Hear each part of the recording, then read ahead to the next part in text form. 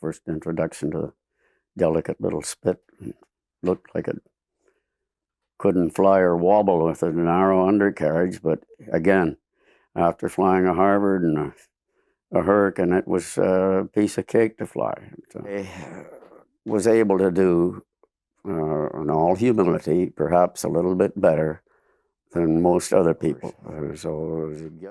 But it is a time of reflection, and for those that are not with us.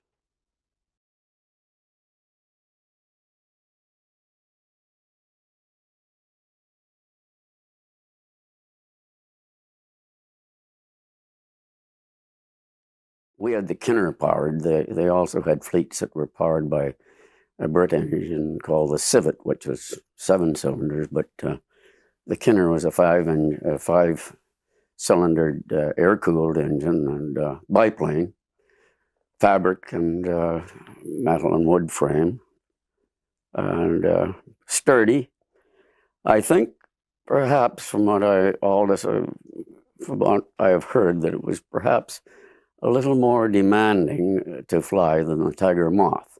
One had to be a little more alert on the landing, I guess, which was probably a good introduction to the Harvard, which is, I think, later on, I believe if you could fly a Harvard properly, you could fly any aircraft in the inventory with just handling notes and probably a pat on the shoulder, as we did in our single-engine aircraft. The first 5 or 10 minutes was a little bit strange, and looking over the side, and I don't know whether the knuckles were white, but they were on the edge of the cockpit. Then the instructor said, "Well, put your feet in the pedals and take a hold of the pole." And from then on, it was like sliding down a steel tin roof, no sweat. I recall the instructor saying, Ireland. He said he was showing the landmarks. He says, "There's Rigaud Mountain down there," and he pointed down. We were flying toward the St. Lawrence River, and Rigaud Mountain, as you may know, is just outside Montreal, where Oka cheese is made. Well, Rigaud Mountain is a pimple on the landscape about 500 feet high. It isn't a mountain at all. I don't know how they call it. It's a big hill. And from 1,500 feet, you couldn't see Rigaud Mountain. And I couldn't see Rigaud Mountain any more than you could see a molehill from that height. And I suppose the instructor thought I was rather dense, but I couldn't see Rigaud Mountain. Finally, in exasperation, he turned the old fleet toward it, took control, turned the fleet toward it, and flew down. And we got down to about 800 feet, heading straight toward Rigaud Mountain. Sure enough, I could see this little pimple on the landscape. But that was about as close to Scotty Cameron, who was a hell of a good instructor, about as close as he ever came to being exasperated with me. Everybody knew when the solo check was coming up, because it was usually they expected you to go by 8 hours. Some went at 7 and some took 9 or 10. But 8 hours seemed to be the magic figure. As you approached 8 hours, you were expected to be getting ready for your solo check. So I had an idea that this was probably my solo check. And so went out, we did a circuit. I greased her on. It was no problem. Round again we go, Ireland. And so we did another circuit. This time I squeaked her on. "Okay, Ireland, around we go again." So around again, I did another one. This time, I didn't wax her on quite, so I got a bump. I dropped her a bit, and it bumped, and it bounced, and I recovered from the bounce, as one is supposed to do, did the correct procedure. And he says, "Okay, take me into the flight line." And we got near the flight line. He was unbuckling in the back seat, and he was all ready to get out by the time I taxied up to in front of the dispatch office. And he said, "Away you go." He said, "I was waiting for you to make a bad one to see how it would work out." So from then on, the solo was the big thing. The solo in the Harvard, I don't recall, except it was around 5 or 6 hours, and it wasn't as significant as the first solo.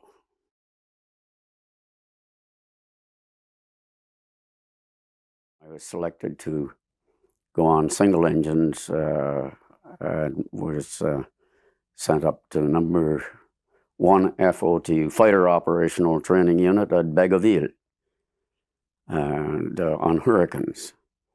They had a home-based squadron there at the time and an operational training unit. So I was more or less cast onto the single-engine fighter-bomber racket one way or another. That was the next step.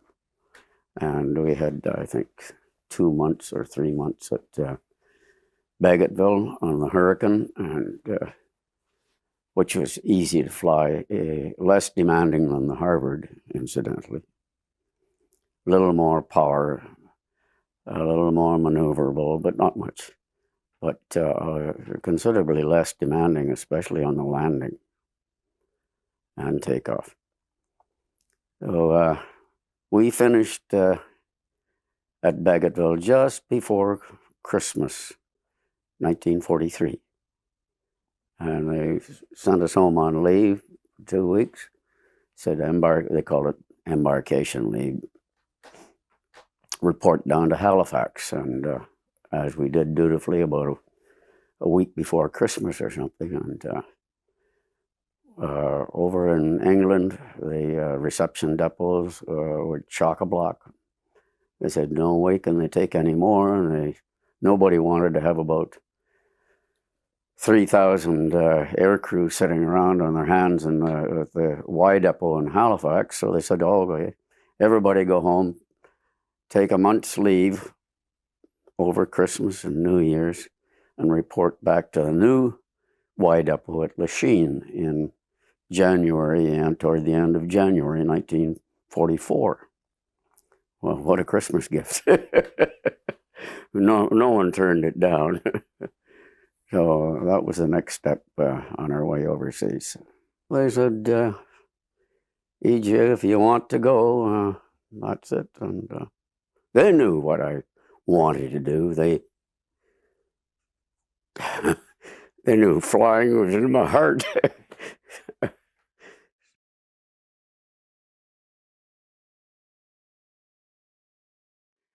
People going straight from Canada, from the air training plan over, usually went through a pre-OTU over there, what they call AFU, Advanced Flying Unit.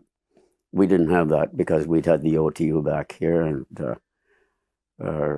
all the people that I was with that I knew, we were just waiting to which OTU would we draw, and we were sent up to a Spitfire operational training unit in just north of Dundee up in Scotland.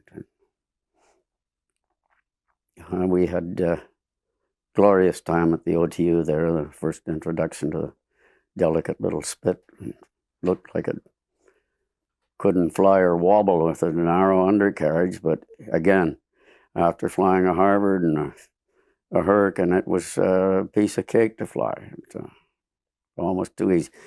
The only thing was a tendency, it was nose heavy. You had to be gentle on the brakes, and especially going downhill, because usually if you're in a hurry to get to the end of the runway, they had an airman or two sit on the back to keep the center of gravity where it should be, behind the main wheels.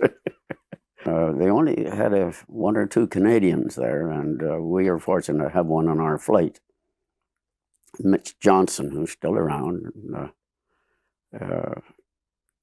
He's a wonderful guy, and of course we looked up to him. He had finished a tour and was spending 6 months at the operational training unit as an instructor, and with a little faster aircraft and more on air tactics and dogfighting and tail chasing, formation flying. 3 weeks of intensive gunnery work at the advanced operational training unit, which was just a satellite.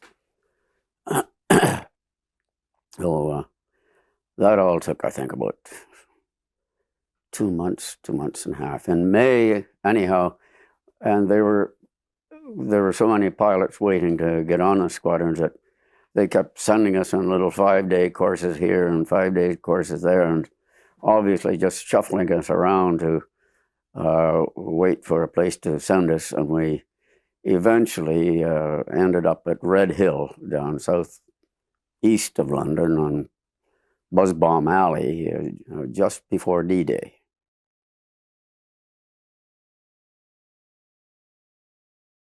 That was a big role as the ground attack.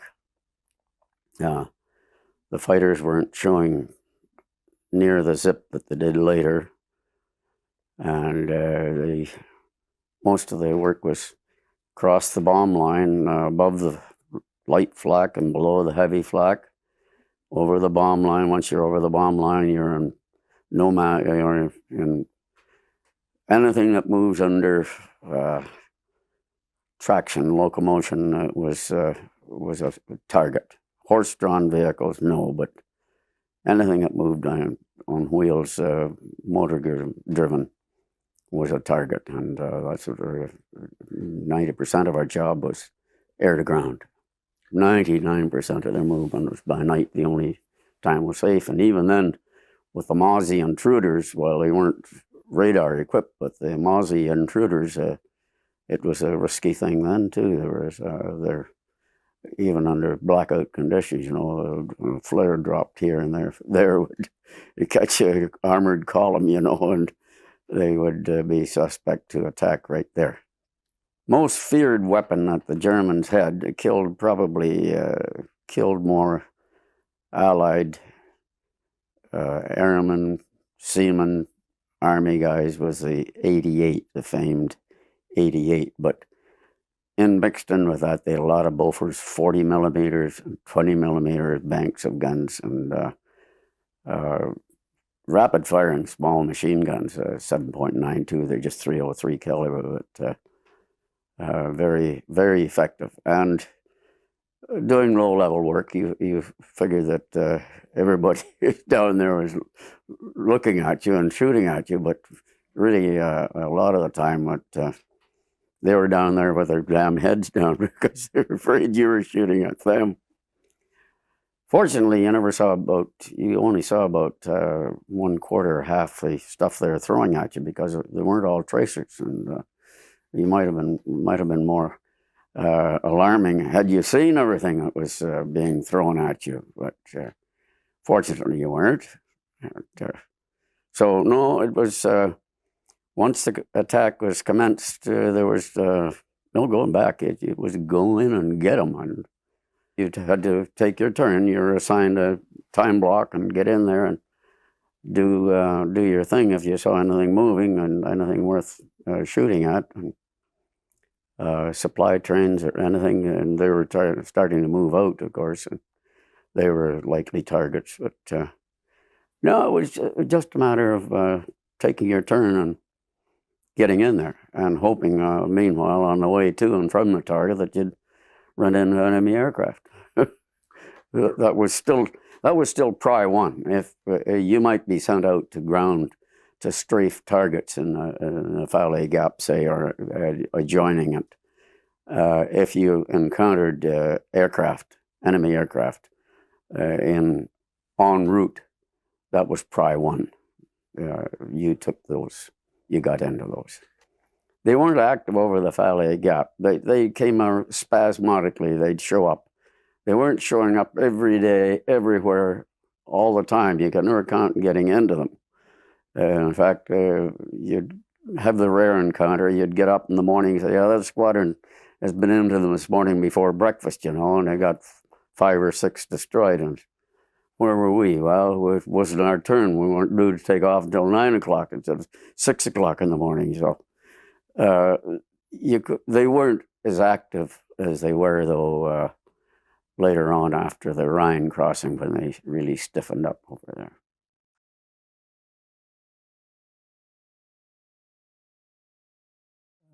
The first time the 262s were encountered over Europe was one of the squadrons in our wing, they got one. And they reported this strange aircraft had smoking black smoke and going like hell. And but anyhow, they somehow got him. And up to this point, no one had known about a 262, a German jet, or that the Brits had jets. And but we heard about this 262 being shot down, but that was just about the end of it. They brought out a few pictures of the aircraft, black and white, drawn from what source I don't know. But what really brought it to a head and blew the lid off it was one of our chaps, not my squadron, but one of the chaps from one of the airfields was taking a Spitfire back to England. We always flew armed in or out of the theater. Was taking a Spitfire back to England for repair and overhaul, and a jet, according to the description, streaming black smoke and going like hell. Only this one wasn't dark, it was white, and it jumped him just as he was coming in over the channel. So he gave a quick 360, a quick turnaround, and got on the tail, and he damaged this, and it turned out to be a Gloucester Meteor. Nobody had told us about meteors. Nobody had told us that there were British jets in the air. Well, the next day, the intelligence people had diagrams and schematics and everything else with the 262s and the Gloucester Javelin, or Meteor. All of a sudden, all these things come out from under wraps. Great intelligence.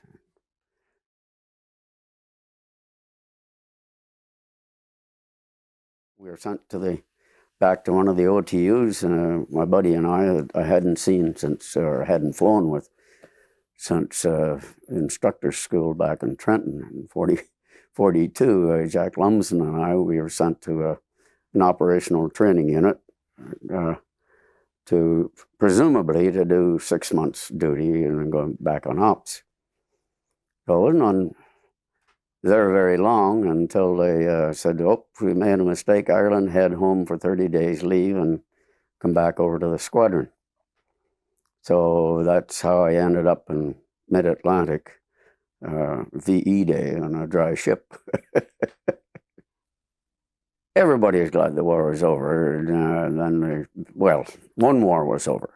We still had the Pacific in the back of our minds, or we should have had, and everybody had. So it was just, well, we got rid of that one now. Now, it was the future with a big question mark. Are the Canadians going to participate?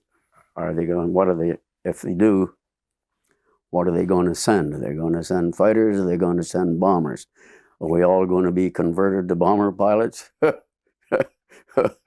Or what's going on? So there's a big question mark. I imagine if you're ashore and had enough of the enthusiasm all around you, you could have celebrated. But on the boat, we didn't do much celebrating. It was mostly, well, now what comes next? Because there wasn't much else to do in the boat.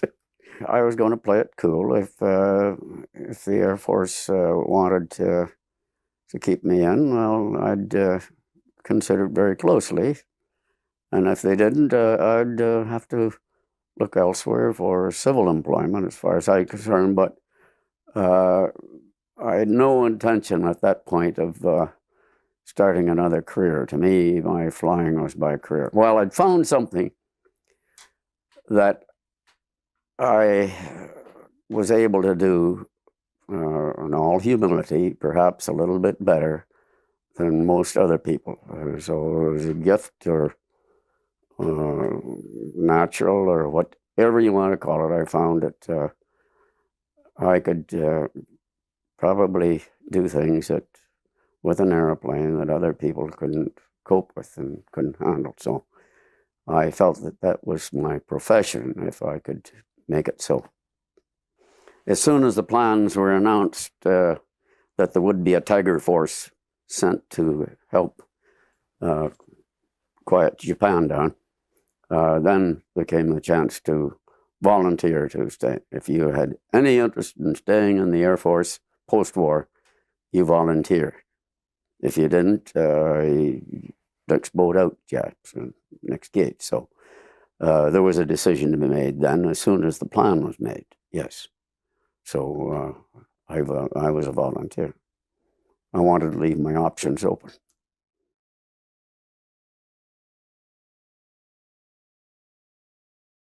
We came from a minuscule operation of 1,500 men or 2,000 men in 39, 30, and 40, and we're the fourth largest Air Force in the Western world, in the Allied world. I would say that our contribution had to be significant, not only in the theater of operations, but again, there you must think that we had a whole six group. There's 400 some squadrons overseas, from 450, from 400 to 444, 444. There were 44 squadrons overseas of fighters alone, fighters and bombers, and that was significant. The British Commonwealth Air Training Plan, I don't think the war would have been over nearly as quickly if they hadn't had the air crew provided by the British Commonwealth Air Training Plan, which, if it wasn't conceived in Canada, was certainly spawned here and developed here and brought to head here. So I'd say significant. I really only had one close buddy, I guess. Many friends, but I'd only one close buddy from back in my school days, high school days, and he is about the only one that I have any deep feeling about. And he was on his first operation, I believe, and he was in on the airdrop at Arnhem in a tug, Dakota, towing a glider. And he never made it. And Billy Paget, and he's, if I had any hate, I guess, about the enemy, it was as a result of him. Other people in the service got lots of good friends, but I don't feel deeply, about the loss. I mean, it was part of the game, I suppose you might say. It was to be expected. Cold feet and sometimes rain. Well, it gives you time to reflect on the sacrifices that people other than yourself have made, and for you and on your behalf, and rather than thinking that you're the people yours should be receiving the thoughts and sympathies, I think of the other people that paid the supreme sacrifice and aren't around here to enjoy themselves in this overtaxed land of ours. But it is a time of reflection, and for those that are not with us.